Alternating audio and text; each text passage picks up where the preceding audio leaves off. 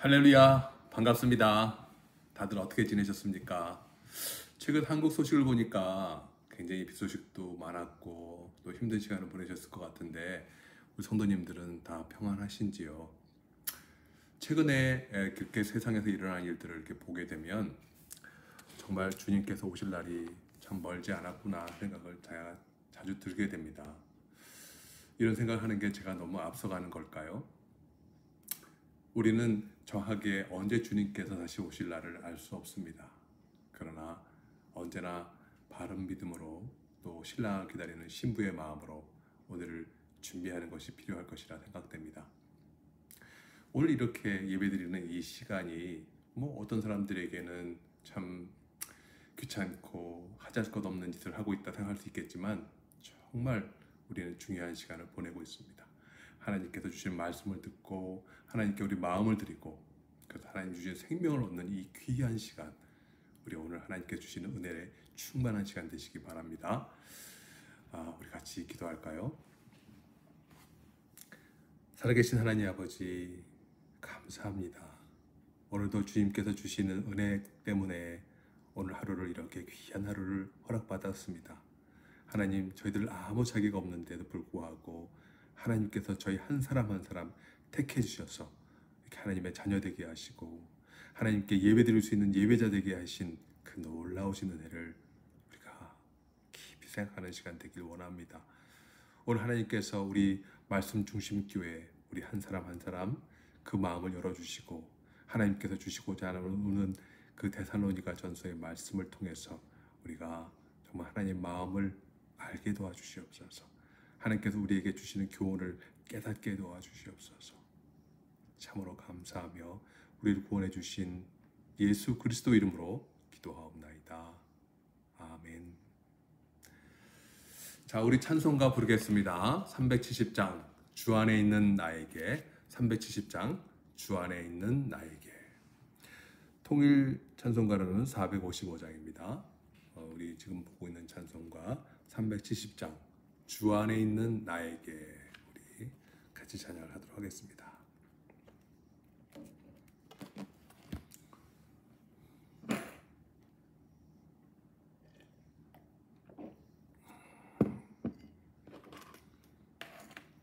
(370장) 주 안에 있는 나에게 우리 같이 찬양하겠습니다.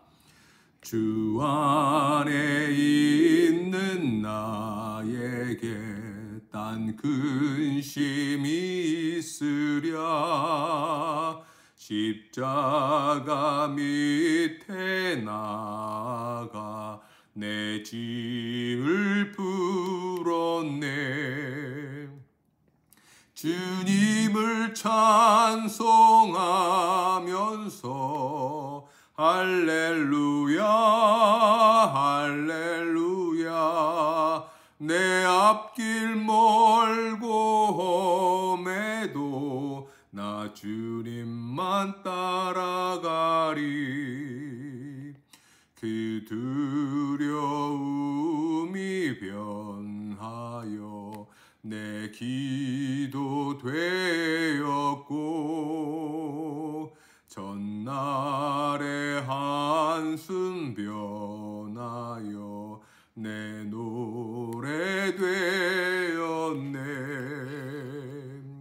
주님을 찬송하면서 할렐루야 할렐루야 내 앞길 멀고 험해도 나 주님만 따라가리. 내 주는 자비하셔서 늘 함께 계시고 내 궁핍함을 아시고 늘 채워주시네. 주님을 찬송하면서 할렐루야 할렐루야 내 앞길 멀고 험해도 나 주님만 주님만 따라가리. 내 주와 맺은 언약은 영불변하시니 그 나라 가기까지는 늘 보호하시네. 주님을 찬송하면서 할렐루야 할렐루야. 내 앞길 멀고 험해도 나 주님만 따라가리. 아멘. 우리 오늘 데살로니가전서 2장 17절부터 보겠습니다. 데살로니가전서 2장 17절부터 3장 전체를 보도록 하겠습니다. 데살로니가전서 2장 17절부터 3장 마지막까지 보겠습니다.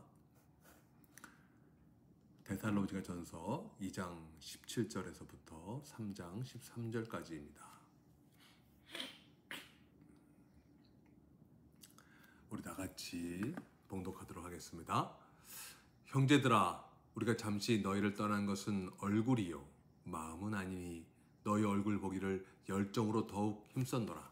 그러므로 나 바울은 한 번 두 번 너에게 가고자 하였으나 사탄이 우리를 막았도다.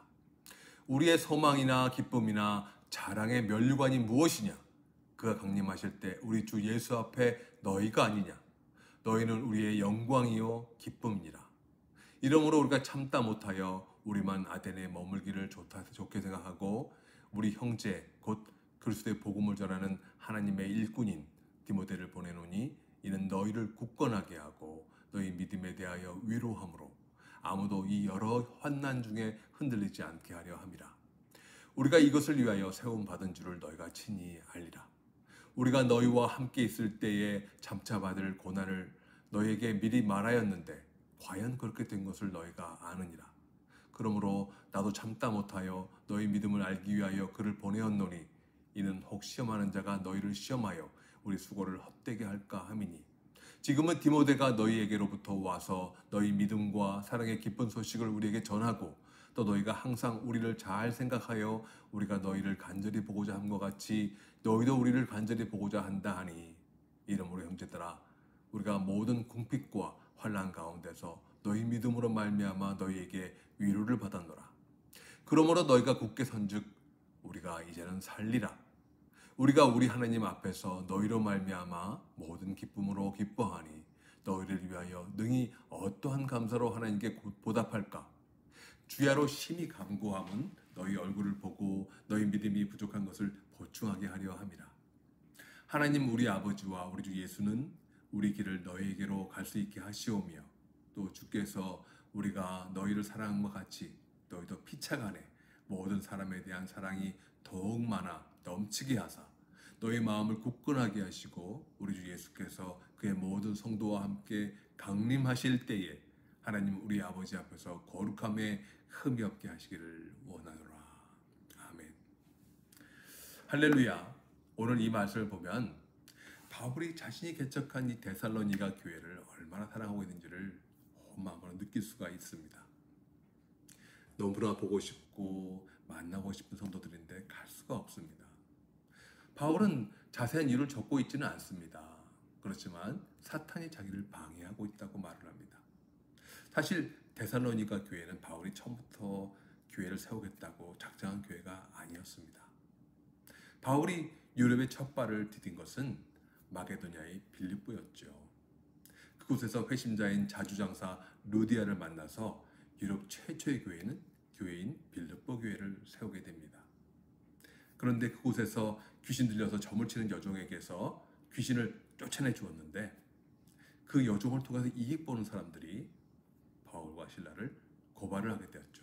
그래서 심한 매를 맞고 옥에까지 갇히게 되었는데 그날 밤에 바울과 실라가 찬송을 하고 하나님께 영광 돌릴 때 지진이 일어나면서 옥문이 열려버렸습니다. 그 사건으로 인해서 간수와 그 온 가족이 구원을 받게 되는 그런 감격스러운 그런 사건이 발생되었지요. 사도행전 6장에 아주 기록이 되어 있습니다. 그렇지만 결국 이 일로 인해서 더 이상 바울은 빌립보에 머물 수가 없었고 데살로니가로 갈 수밖에 없었던 것이었습니다. 데살로니가로 도착한 바울은 늘 하던 대로 회당에 가서 복음을 전하였습니다. 뭐라고 전하였냐면 내가 너에게 전하는 이 예수가 곧 그리스도니라. 이렇게 간단한 그러나 참된 복음을 3주 동안 전하였습니다. 그랬는데 경건한 헬라인들과 귀고비들이 복음을 적극적으로 받아들였던 것입니다. 그런데 반대로 유대인들은 이런 복음 전도에 대해서 강력하게 반발을 했고 불량배를 데리고 와서 회당에서도 전하지 못하고 야손의 집에서 전하고 있던 그 바울을 잡으려고 막 들어왔던 것입니다. 그래서 결국 바울은 데살로니가에서 복음을 더 이상 전하지 못하고 베레아로 떠나게 되었던 것이죠. 비록 3주밖에 있지 못하였지만 그가 전한 복음의 씨앗이 열매를 맺어서 교회를 이루었으니 바울의 그 마음속에 그 기쁨과 감격은 말할 수 없는 대견함이 있었던 것입니다. 오늘 본문을 딱 보니까 바울은 잠시 너희를 떠날 수밖에 없었지만 마음은 떠나지 않았다. 그래서 다시 보게 될 날을 열정적으로 힘썼다라고 편지에 적고 있습니다. 그런데 데살로니가 하려고 계속 노력하고 있는 그 반면에 사탄이 막고 있다고 얘기를 하고 있습니다. 왜 이런 일이 있었을까요? 성경학자들이 분석한 것을 보니까 먼저 바울이 현재 그 당시에 사역하고 있던 고린도 교회가 굉장히 궁핍하고 환난에 처해 있었던 것으로 밝혀지고 있습니다. 3장 7절에 보니까 이러므로 형제들아 우리가 모든 궁핍과 환난 가운데서 너희 믿음으로 말미암아 너에게 위로를 받았노라. 바울이 그러니까 데살로니 교회에 편지를 쓸 당시에 고린도 교회에서 목회를 하고 있었고 근데 그 고린도 교회에 굉장히 어려움이 있었던 것으로 우리가 볼 수가 있는 것이죠. 두 번째 이유는 뭔가 하면 데살로니가로 다시 방문할 경우에 야손의 가정에 다시 피해갈 것을 우려했던 것으로 보입니다. 당시 야손과 다른 형제들이 보석금을 받고 임시로 풀려난 상황이었기 때문에 바울이 다시 방문하게 되면 그들에게 큰 피해가 있을 것이 염려되었고 또 바울 자신에게도 위험을 처할 수 있기 때문에 방문을 하지 못했던 것입니다. 그런데 여러분 기가 막힌 사실은 사탄이 바울을 데살로니가로 가지 못하게 방해를 했지만 이 귀한 편지, 이 복음을 전할 수가 있었던 것은 사탄이 막을 수가 없었습니다. 바울은 이 편지를 모든 형제에게 읽어주라고 하고 있죠. 그의 바람처럼 데살로니 교회에 있는 모든 성도에게 이 편지가 전해졌고 그것만이 아니라 온 그리스도인들에게 전환돼서 오늘날 우리도 이 귀한 말씀을 읽으면서 생명을 얻고 있으니까 사탄이 아무리 방해 작전을 한다 하더라도 하나님의 일을 막을 수는 없는 것입니다. 이렇게 보내진 데살로니가 전서는 어떤 내용을 담고 있을까요? 우리는 지난 23일부터 데살로니가 전서 말씀을 보고 있는데요. 데살로니가 전서는 바울이 선교 사역을 해나가면서 부딪히는 문제를 해결하기 위해서 기록한 최초의 서신서입니다. 신약 성경에서도 제일 먼저 기록된 성경의 문서입니다. 그렇기 때문에 대단히 중요한 내용이고 대단히 중요한 의미를 갖고 있는 그런 책이 바로 데살로니가 전서입니다. 그것은 당시 기독교의 초기 형태를 정확히 보여주고 있을 뿐만 아니라 당시 기독교가 추구했던 본질이 무엇일까를 알 수 있는 것이죠. 그리고 현재를 살고 있는 저희들에게도 매우 중요한 내용을 전해주고 있습니다. 데살로니가 전서와 후서는 예수 그리스도의 다시 재림에 대해서 굉장히 말씀을 전하고 있는데 이 당시 초기 교회들이 임박한 그리스도의 재림에 대한 기대가 정말 강력했다는 것을 우리가 알 수 있는 것입니다. 그러니까 데살로니가 전서의 중심 주제는 그리스도의 재림이고 곧 종말론에 대해서 얘기를 하고 있는 것입니다. 여러분, 오늘날 우리는 예수 그리스도의 재림에 대해서 어떻게 생각하고 있습니까? 성도 여러분께서는 지금 예수님의 재림을 기다리고 계십니까? 아니면 재림이 분명히 있어야 되는 건 알겠는데 지금은 아니지 뭐 이런 생각을 하고 있지는 않습니까? 지난 몇 년 동안 한국에서는 구원파 또 시한부 종말론들에 인해서 많은 부작용이 있었던 것이 사실입니다. 그러다 보니까 성도들이 재림이라는 말을 들으면 일부러 무시하거나 깊이 생각하지 않으려고 하는 그런 태도를 보이는 것이 사실입니다. 그런데 여러분, 현실을 한번 보실까요? 지난해 지구 곳곳에서 전례를 찾기 어려울 만큼 힘든 폭염과 홍수가 잇따랐습니다. 지구 온난화 때문이죠. 기후변화가 초래된 요인이 때문이었습니다. 지구의 평균 기온은 산업혁명 이후에 1.09도가 더 급상승했습니다. 급속한 기온으로 인해 상승으로 인해서 지구 온 생태계가 몸살을 앓고 있습니다. 우리 체온이 1도나 2도가 높아지면 어떤 일이 벌어지는지 정말 끔찍한 결과를 초래하는 것을 우리가 알고 있지 않습니까? 과학자들은 지금과 같은 기후변화가 지속되면 인류가 머지않아서 생존의 위기를 맞을 것이라고 그렇게 예측을 하고 있습니다. 금년의 기후변화는 더욱 심각합니다. 한국에서도 심각한 피해를 입었지요. 그런데 여러분, 30년 후를 예측한 예측치를 보니까 2050년에는 전 세계 대부분의 주요 도시가 생존이 불가능한 환경으로 바뀐다고 합니다. 인류가 탄소 배출 절감에 실패할 경우에 기후변화는 엄청난 속도로 변화되어서 인류 파멸을 가져올 수도 있다고 하는 것입니다. 이런 기후변화, 이런 현실 속에서 우리는 뭘 해야 될까요? 기후변화를 하자고 나가서 시위를 해야 될까요? 우리는 어떤 일을 해야 될까요? 우리가 해야 될 일은 말씀을 보는 것입니다. 오늘 데살로니가 전서를 보면서 느낄 수 있는 것이지만 로마의 압제하에서 유대주의의 협박 앞에서 초대교회를 힘있게 지탱해 주었던 것은 바로 임박한 재림 대망 사상이었습니다. 마라나타가 그들의 서로의 인사였습니다. 교회사를 쭉 살펴보면은 이런 재림 신앙이 살아있을 때 교회가 진정으로 살아있었던 것을 우리가 확인할 수 있습니다. 이런 측면에서 오늘날의 교회의 모습은 어떻습니까? 현대의 교회는 너무나도 현실에 안주하고 있는 것은 아닙니까? 여러분, 지금 제가 있는 미국이나 또 성도님들이 계시는 한국이 얼마나 물질적으로 풍요로움 속에서 살아가고 있습니까? 이런 풍요로움 속에서 행복하게 살아가고 있는데 만일 예수님이 바로 이 시간 내려오신다면 이 모든 것을 내팽해 주고 가야 되는데 지금은 아니겠지. 지금은 아니야. 조금만 있다 오세요. 이렇게 생각하면서 예수님에 대한 재림에 대한 기대보다는 현실에서 누리고 있는 행복과 성공을 위해서 삶을 모든 것을 바치고 계시지는 않습니까? 이렇게 현실에 초점을 맞추면서 우리가 살아가는 것도 문제지만 너무나 또 재림에만 초점을 맞춰 사는 것도 반대급부적인 동일한 문제를 일으키고 있습니다. 당시 데살로니가 교회를 보면 여러 가지 위기적 상황 속에 있었다는 것을 본문에서 말을 하고 있는데 먼저 1장 6절에 보니까 너희는 많은 환난 가운데서 성령의 기쁨으로 말씀을 받아라고 언급하고 있고 또 오늘 본문 3장 3절에서는 아무도 이 환난 중에 흔들리지 않게 하려 함이라. 우리가 이것을 위하여 세움받은 줄을 너희가 친히 알리라. 도대체 어떤 환난이었을까요? 우리가 환난으로 추측할 수 있는 것은 이 데살로니가 전서가 전술되던 시기에는 네로 황제의 본격적인 그 학대가 바로 일어나기 전 단계였습니다. 클라우디우스 황제가 주 49년에 모든 유대인을 로마에서 추방해버렸죠. 바로 그 이후의 시기입니다. 그러니까 박해가 점점 심해지고 있던 그런 시기였죠. 한편 초대교회는 또 내부적으로는 유대인들과 심한 갈등이 있었습니다.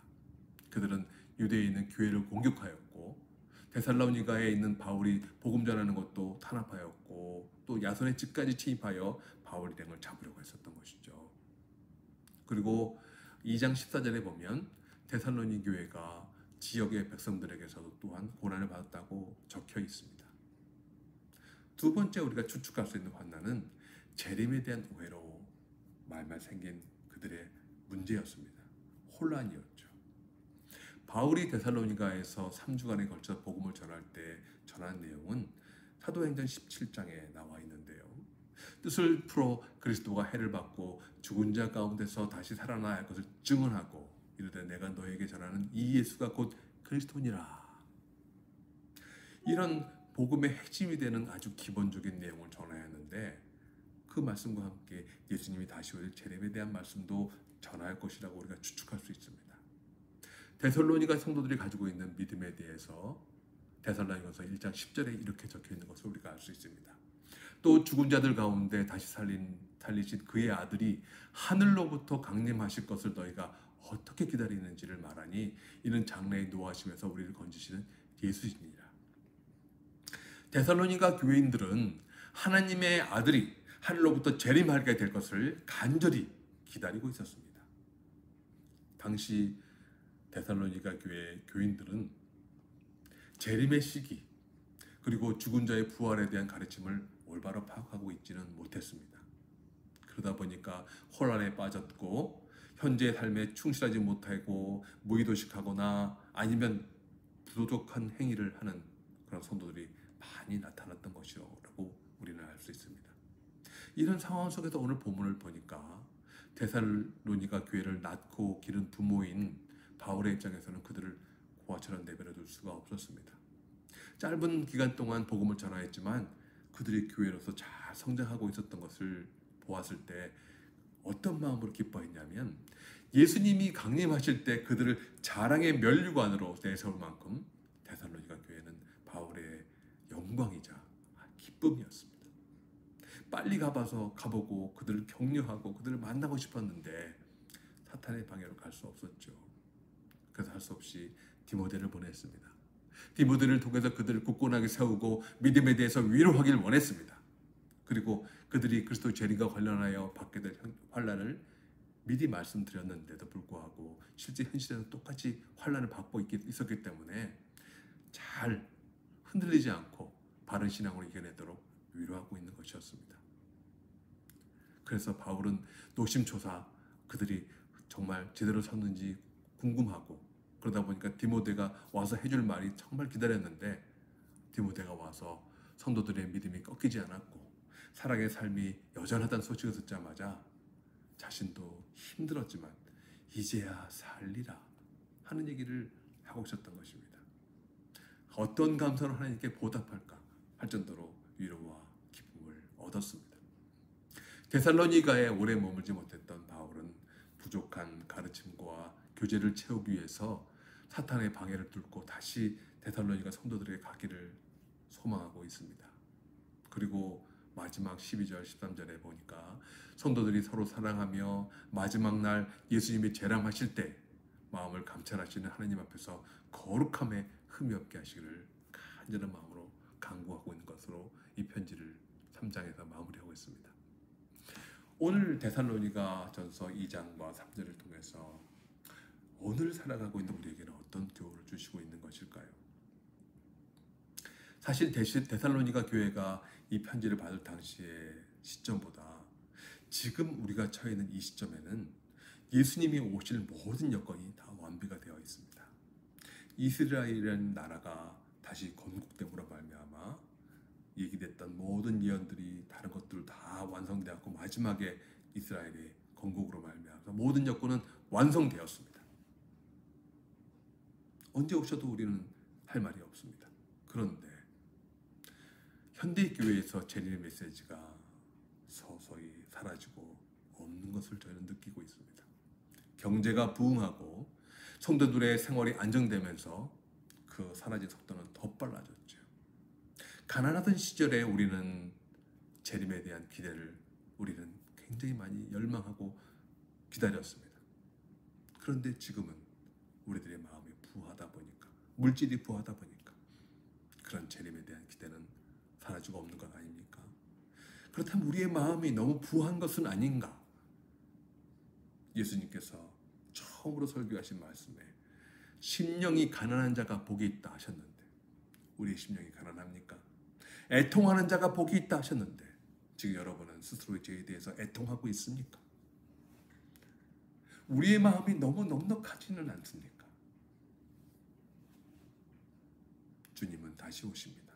반드시 오십니다. 우리는 공중에서 주님을 만날 것입니다.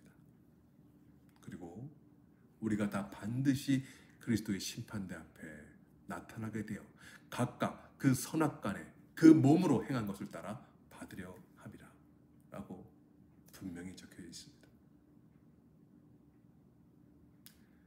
우리는 다시 한번 우리 주님께서 주신 그 마음, 주님의 다시 오실 것을 분명히 믿고 바른 신앙으로 서야 합니다. 오늘 본문 마지막 글에 바울이 전하는 걸로 우리 오늘 새벽 예배를 마무리하고자 합니다. 주께서 우리가 너희를 사랑한 것 같이 너희도 피차간의 모든 사람에 대한 사랑이 더욱 많아 넘치게 하사 너희 마음을 굳건하게 하시고 우리 주 예수께서 그의 모든 성도와 함께 강림하실 때에 하나님 우리 아버지 앞에 거룩함에 흠이 없게 하시기를 원하노라. 아멘. 우리 다 같이 머리 숙여 기도하겠습니다. 거룩하신 하나님, 우리 주님 예수 그리스도께서 다시 이 땅에 오실 그날이 얼마 남지 않았음을 우리는 알고 있습니다. 모든 지표가, 모든 지금 상황이 그런 모습을 가리키고 있습니다. 그럼에도 불구하고 우리는 오늘 너무 우리의 삶에 만족하며 넉넉하게 우리 마음이 부하게 살아가고 있지는 않습니까? 우리의 심령이 가난함은 다 사라지고 우리가 우리의 죄를 향해서 애통하던 마음은 다 사라지고 넉넉한 마음으로 다른 사람을 바라보며 미소 짓고 있지는 않습니까? 하나님 아버지, 저희들의 마음을 주장하여 주시옵소서.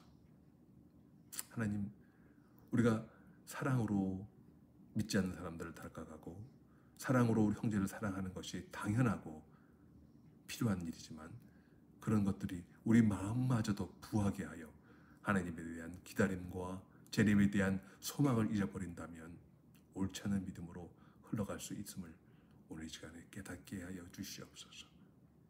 우리 주님을 향하여 오늘 이 시간에 저희의 자세를 똑바로 하고 하나님의 굳센 믿음으로 하나님 앞에 서서 오늘도 주님을 기다리며 하나님의 마음을 읽어내는 귀한 신부의 마음으로 오늘 하루를 살아갈 수 있도록 인도하여 주시옵소서. 우리 말씀 중심 교회를 축복하여 주시옵소서. 우리 김정환 목사님을 축복하여 주시고 우리 온 성도님들을 하나님께서 인도하여 주시옵소서.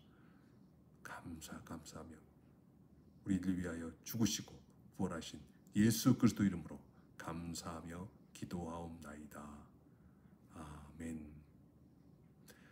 하늘에 계신 우리 아버지, 이름이 거룩히 여길 받으시오며 나라의 임하옵시며 뜻이 하늘에서 이루어진 것 같이 땅에서도 이루어지이다. 오늘날 우리에게 일용할 양식을 주옵시고 우리가 우리에게 죄진 자를 사하여 준 것 같이 우리의 죄를 사하여 주옵시고 우리를 심에 들게 하지 마옵시며 다만 악에서 구하옵소서. 나라와 권세와 영광이 아버지께 영원히 있사옵나이다. 아멘. 우리 기도하기 원하는 것은 나라와 민족을 위해서, 그리고 다시 오실 예수 그리스도를 위해서, 그리고 온 세계에 나가서 복음을 전하시는 선교사님을 위해서, 말씀 중심 교회를 위해서, 또 사역하시는 목사님들 위해서, 또 각자 오늘 말씀을 생각하시면서 개인적인 기도를 놓고 오늘 기도하셨으면 좋겠습니다. 우리 다 같이 간절한 마음으로 주님께 기도하도록 하겠습니다.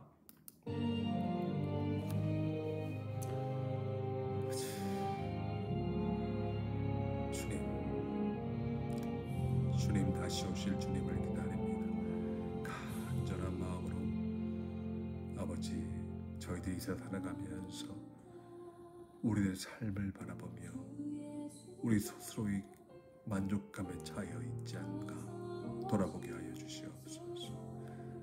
주님께서는 저희들에게 겸손하며 가난한 마음을 가지게 하셨습니다. 예수 그리스도께서 이 땅에 오셔서 가난한 자에게 복음을 전하시려고 그 마음속에 성령을 부어주시고 그 가난한 자들을 향해서 나아가셨습니다. 애통하고 마음이 청결하고 의에 줄인 자들, 목마른 자들을 찾아다니셨습니다. 저희들은 오늘 이 시간에 의에 줄이고 목이 말라 있습니까? 우리 스스로가 너무나 만족하고 우리 삶이 너무 행복하게 있는 것을 아는지 아버지 하나님, 진정으로 주님을 바라보며 진정으로 주님을 찾아가며 주님 주시는 은혜 가운데 서서 오늘 선즉 넘어질까 주의하라 하신 말씀을 기억하며 오늘도 두려움과 떨림으로 우리 구원을 이뤄나가는 저희 말씀 주신 교회 모든 한 사람 한 사람 될 수 있도록 인도하여 주시옵소서. 아버지 하나님, 물질이 풍요한 것이 우리에게 독이 되지 아니하도록 아버지 하나님, 저희들의 마음을 내려놓고 주님 앞에 활발한 서서 기도하며 오늘도 주님 앞에 무릎 꿇으며 나머지 저희들이 가져야 될 삶을 무릎으로 주님 앞에 나아가는 저희 모두가 될 수 있도록 인도하여 주시옵소서. 아버지 하나님, 말씀 주신 교회를 기억하시고 인도하시고 축복하여 주시옵소서. 하나님, 우리 성도님 한 사람 한 사람 이 주님의 재림의 기쁨을, 재림의 신앙을 올바로 하게 도와주시고 이 시간 저희들 세상에 취하여 쾌락을 쫓아가는 사람들 앞에서 정말 올바른 신앙으로 믿음으로 나아갈 수 있도록 인도하여 주시옵소서. 하나님 아버지 감사합니다. 모든 여건이 다 조성되어 있고 언제 도둑처럼 임하실지 모르는 그날, 우리가 오늘도 주님 주 예수여 어서 오시옵소서 맞이하는 저들 되게 도와주시옵소서. 아버지 하나님, 노아의 홍수가 올 때도 그랬습니다. 사람들은 자기 소유를 보러 나갔고 자녀가 결혼한다고 결혼식장에 갔으며 세상의 여러 가지 일로 자기들의 일을 하러 나아갔습니다. 그때 홍수가 쏟아지면서 노아의 방주가 떠오르기 시작했습니다. 주님 마지막 오실 그날도 똑같이 우리는 각자의 자기 일을 하러 자기 길을 가지만 예수 그리스도께서는 도둑처럼 임하실 것입니다. 그때 우리는 문을 두드리며 문을 열어달라고 소리치는 그런 바보 같은 신부가 되지 말게 하시고 지혜로운 신부가 되어 주님 오실 것을 기다리며 주님 앞에 나아갈 수 있는 저희가 되게 도와주시옵소서. 아버지 하나님, 저희들의 믿음을 더